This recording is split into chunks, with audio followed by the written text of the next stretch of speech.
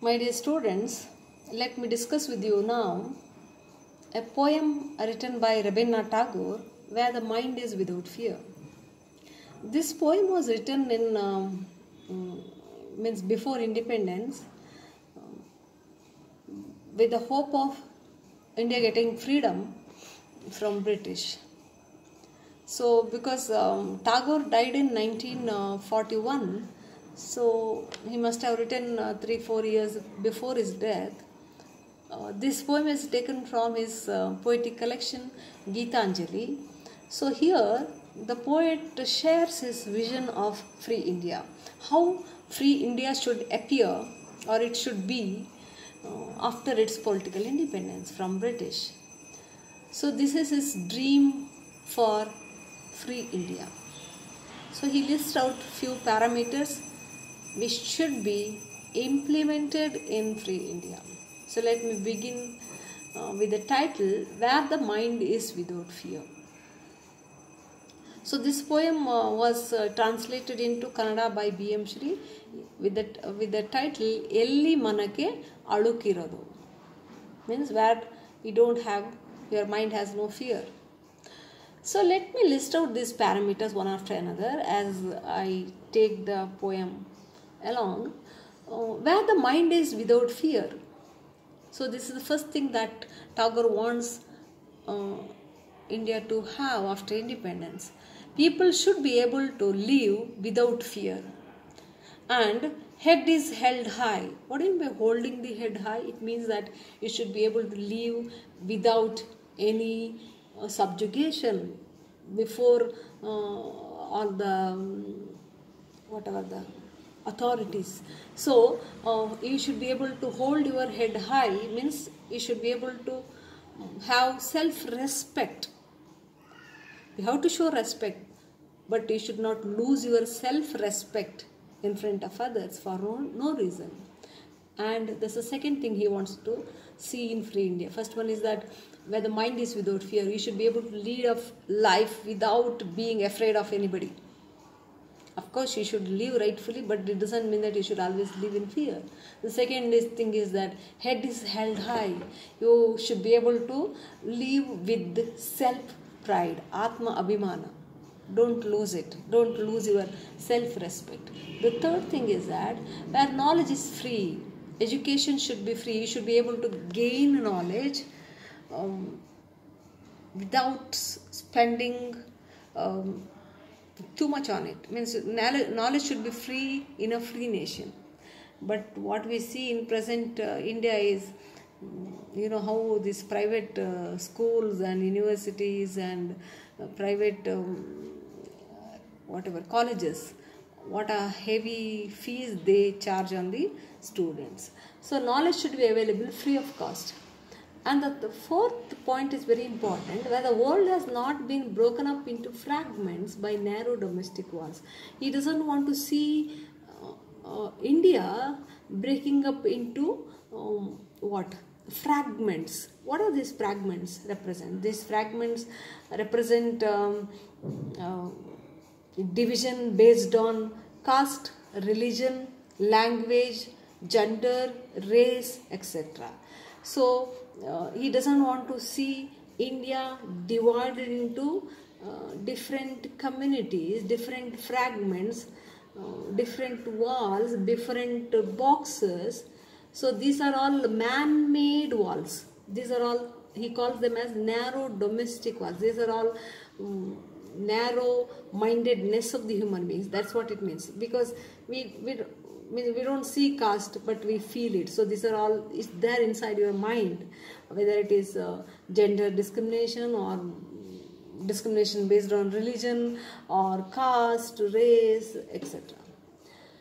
And the next one, where words come out from the depth of truth. So he wants to see India where people speak from the bottom of their heart. It means they should be able to speak truth without fear. So words come from the depth of truth. People should speak truth, not just lie around and lead a life. Next, where tireless striving stretches its arm towards perfection. Means people should not waste their time doing nonsense things or wasting their time. So like some of us must be doing in this lockdown period. So where tireless striving stretches its arms towards perfection, where people should continuously put efforts to become perfect human beings. What do you mean perfect? To become knowledgeable, to become an intellectual. So this should be the tireless, there should be tireless striving to reach perfection. So that's what he says here. Next one, where the clear stream of reason has not lost its way, means into the dreary desert or sand of dead habit. So where rationality, which is compared to clear stream, so like a clear flow of water, clean water, what happens if it flows through dry desert? It loses its way, it loses its identity. So rationality should not lose its identity in the desert of superstitions, in the desert of dead habit. It should not lose its track in the dreary desert sand of dead habit. Dead habit, it means here superstitious beliefs. So rationality should be your path of life.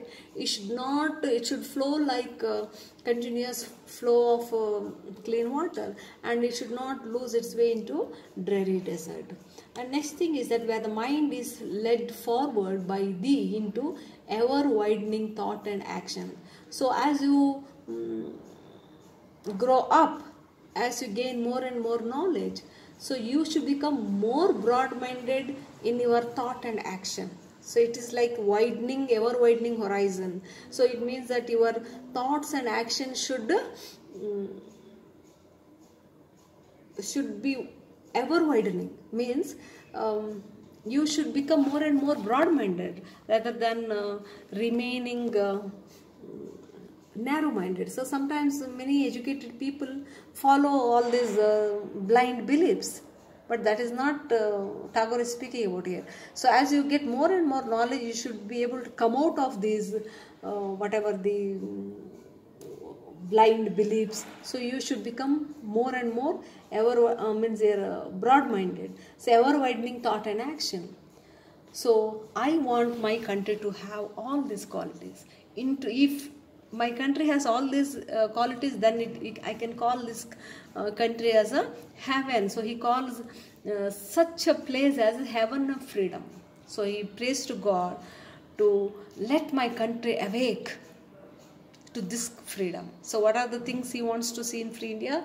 Where the mind is without fear, head is held high, knowledge is free, where world has not been broken up into fragments by narrow domestic walls, where words come out from the depth of truth, where tireless striving stretches his arms towards perfection, where the clear stream of reason has not lost its way into dreary desert sand of dead habit, where the mind is led forward by thee into ever widening thought and action.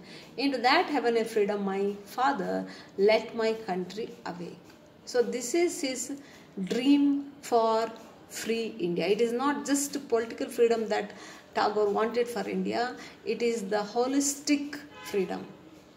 It is the freedom from all kinds of confinements.